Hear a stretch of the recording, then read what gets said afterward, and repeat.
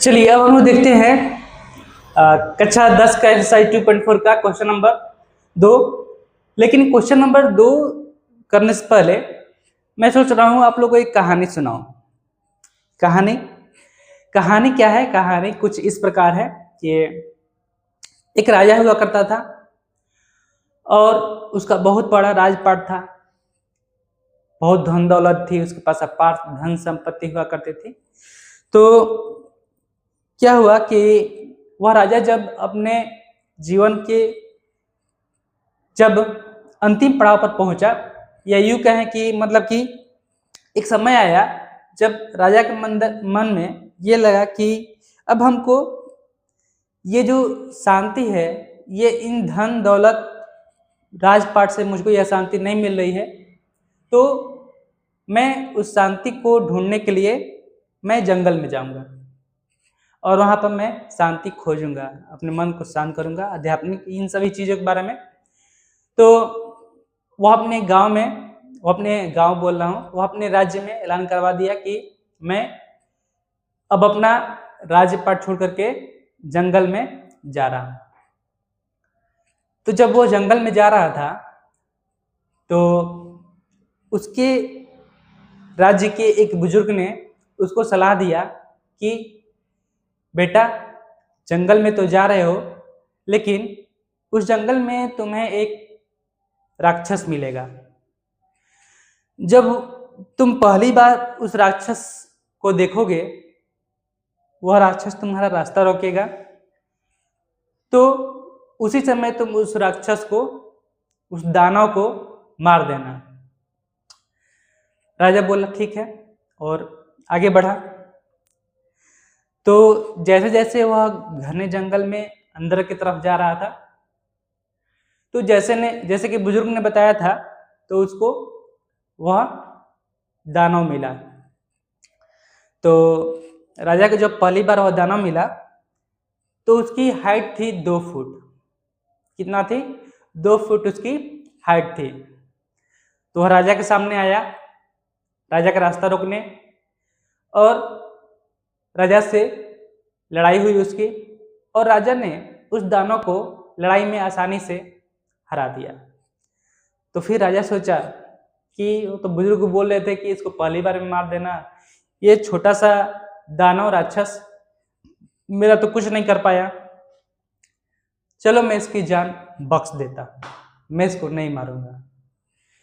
वो उसको नहीं मारा और फिर आगे बढ़ गया।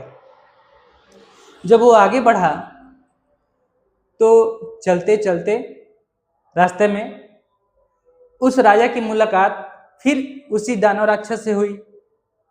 जब उसी दानव राक्षस से उसकी मुलाकात हुई तो इस समय एक बदलाव हुआ था। क्या बदलाव हुआ था? वह जो दानव था पहले 2 फुट का, अब उस दानव की जो हाइट थी वह 4 फुट की हो गई थी। कितने फुट की? 4 फुट की हो गई थी। तो फिर राजा में और उस दानव राक्षस में लड़ाई हुआ। राजा उसको आसानी से इस बार भी हरा दिया। फिर वो सोचा कि नहीं, इसको लड़ने आता है और ना ये मुझसे लड़ पाता है सही से, क्या ही मारूं, ये क्या ही कर लेगा मेरा, चलो इस बार भी इसको छोड़ देता हूं, नहीं मारूंगा। फिर उसको छोड़ दिया और फिर उसको छोड़ करके वह जंगल में आगे बढ़ा। जैसे जैसे फिर वो जंगल में आगे बढ़ रहा था, फिर वही दानव राक्षस राजा के सामने आ गया। लेकिन इस बार जो उसकी हाइट थी वह 6 फुट थी, लेकिन इस बार भी उसकी हाइट राजा से कम थी, क्योंकि राजा की हाइट 7 फीट 7.5 फीट थी। तो फिर राजा में और उस दानव राक्षस में लड़ाई हुआ और फिर वह राजा जो है उसको आसानी से हरा दिया और फिर उसको छोड़ दिया। और फिर आगे बढ़ा राजा। आगे बढ़ते बढ़ते उसने देखा कि फिर से वही राक्षस उसके सामने खड़ा है और इस बार जो उसकी हाइट है वह 8 फुट की है। इस बार तो उस राक्षस को देख करके राजा के मन में भी एक बार डर पैदा हो गया कि मैंने ये क्या कर दिया। तो फिर से राजा में और उस दानव राक्षस में लड़ाई हुआ और इस समय राजा मरते मरते बचा और अंत में उसने उस दानव राक्षस को हरा दिया और उसको वहीं पे मार दिया। तब उसके दिमाग में यह बात घुसी कि वह जो बुजुर्ग था पहली बार में ही उस राक्षस को मारने के लिए क्यों उसको सलाह दिया था। तो ये कहानी सुनाने का उद्देश्य क्या था? तो ये कहानी सुनाने का उद्देश्य मेरा यही था कि अगर इसके पहले आप लोगों ने जो भी चैप्टर्स है अगर इसको आप लोगों ने नहीं पढ़ा है तो इसको पढ़ ले। आप लोग सोच रहे होंगे कि आसान आसान चैप्टर्स हैं, छोटे छोटे सवाल हैं, तो वो तो बना ही लेंगे, चलो पहले इसको कर लेते फिर इसको करेंगे। तो ये जो सवाल है ये उसी दानव राक्षस के समान है जो पहले छोटी हुआ करती है, फिर अगर उसको आप लोग नहीं करेंगे तो फिर वह बड़ी बनकर आपके सामने आती जाएगी और अंत में इतनी बड़ी बन जाएगी कि फिर आप लोगों से वह संभल नहीं पाएगा।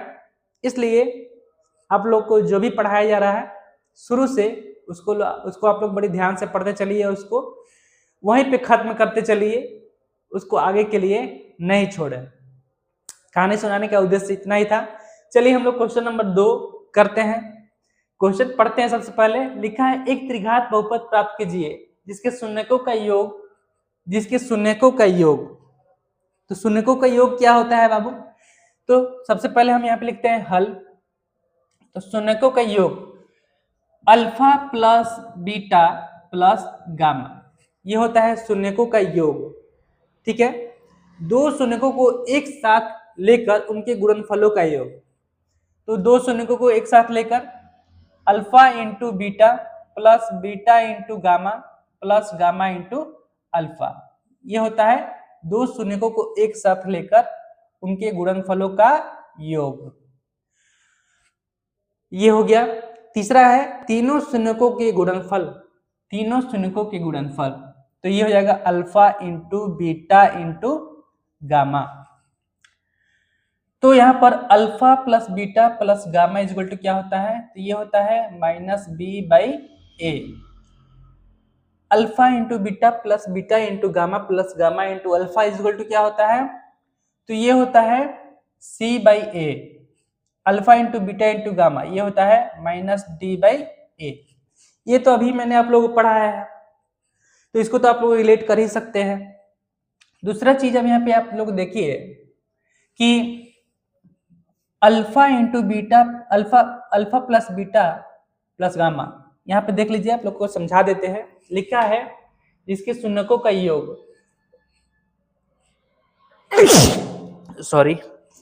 जिसके शून्यकों का योग माइनस दो शून्यकों को एक साथ लेकर उनके गुणनफलों का योग -7 तथा तीनों शून्यकों का गुणनफल -14 दिया गया है। ये दिया गया है।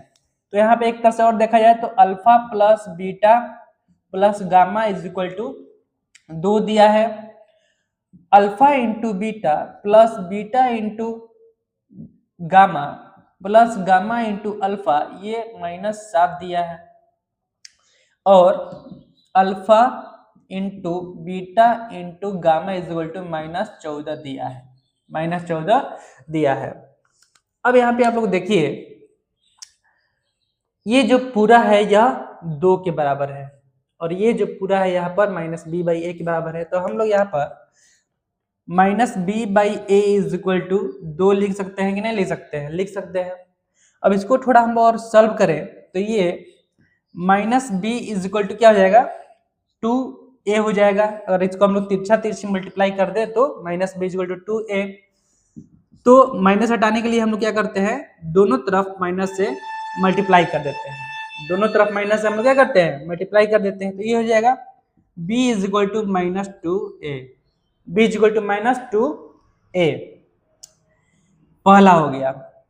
दूसरा देखिए, दूसरा क्या है कि alpha into beta beta into gamma gamma into alpha is equal to C by A. और यहाँ पे alpha into beta beta into gamma gamma into alpha is equal to -7 दिया है। तो हम लोग यहाँ पर c by A is equal to -7 लिख सकते हैं।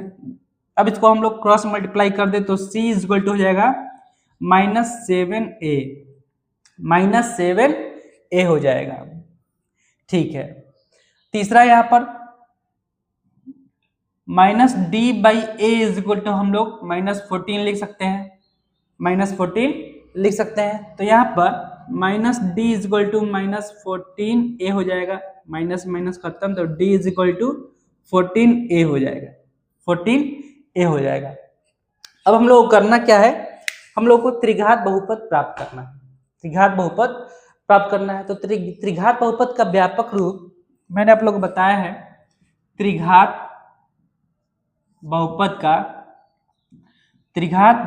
का व्यापक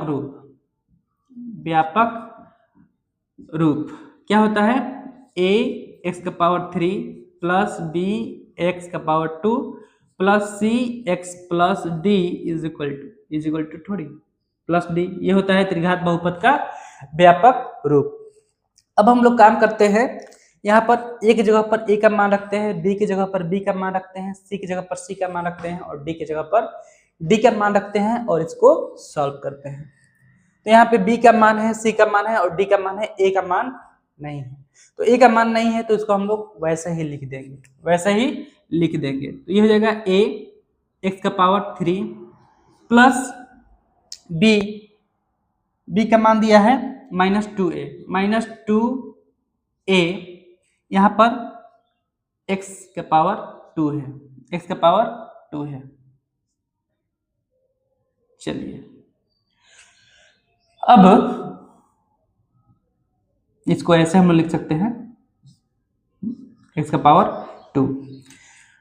सी का मान है -7a(x) और डी का मान है +14a। इसको आप लोग अच्छे से रिलेट कर पा रहे होंगे, समझ पा रहे हैं, ठीक है। चलिए अब इसको हम अगर आगे सॉल्व करें तो हम लोग क्या कर सकते हैं, इसमें से हम लोग कॉमन ले सकते हैं। क्या कर सकते हैं, कॉमन ले सकते हैं। तो क्या कॉमन ले सकते हैं, देखिए a यहाँ पर भी है, a यहाँ पर भी है, a यहाँ पर भी है और a यहाँ पर भी है। तो a को हम लोग क्या करते हैं, कॉमन ले लेते हैं। तो a को अगर हम कॉमन ले लें तो यहाँ पे जाएगा x⁻3 और plus minus -2x⁻2 plus minus -7x+14 कोई दिक्कत नहीं है, कोई दिक्कत नहीं होना चाहिए आप लोग को। अब क्या करना है, ये जो a है इसको गोली से मारकर खत्म कर देना है।